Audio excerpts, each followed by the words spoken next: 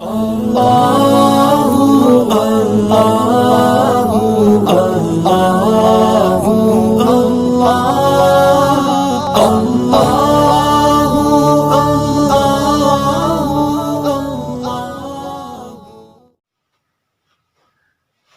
علیکم ورحمۃ اللہ وبرکاتہ۔ آپ لوگ خیر وافیت سے ہوں گے۔ اللہ تعالی ہمیشہ خیر وافیت سے رکھے، ہر قسم کے شر سے محفوظ رکھے۔ درود شریف پڑھ لیں۔ اللہم صلی علی سیدنا محمد وعلی آل سیدنا محمد وبارک وسلم علیہ۔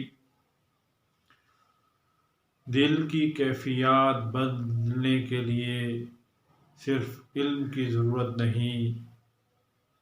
علم آپ حاصل کر لیں گے اور پڑھ لیں گے کہ حسد اچھی چیز نہیں ہے، حسد نہیں کرنا چاہیے گا، لیکن اس کو مٹانے کے لیے، اپنی دل کی کیفیت بدلنے کے لیے آپ کو کسی اللہ والے کے پاس بیٹھنا پڑے گا، اس کے ساتھ جڑنا پڑے گا کہ یہ کیفیت پیدا ہو جائے کہ عملی طور پر آپ کسی سے حسد نہ کریں، بغض نہ کریں، جھوٹ نہ بولیں۔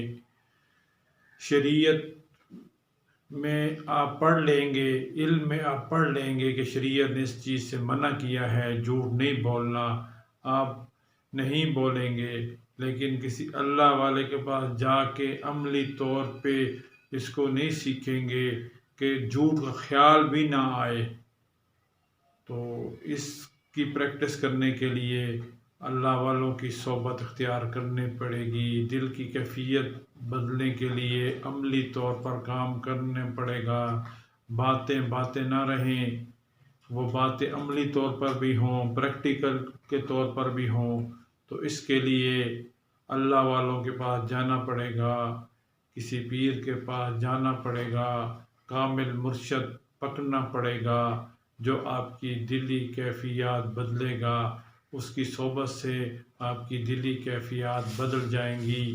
نبی کریم صلی اللہ علیہ وسلم کے زمانے میں حضرت ابوبکر صدیق رضی اللہ عنہ کا فرمان مبارک ہے، جب ہم نبی کریم صلی اللہ علیہ وسلم کی صحبت میں ہوتے تھے تو ہماری دل کی کیفیت اور ہوتی تھی، اور جب ہم اپنے گھروں میں ہوتے تھے تو ہمارے دل کی کیفیت اور ہوتی تھی۔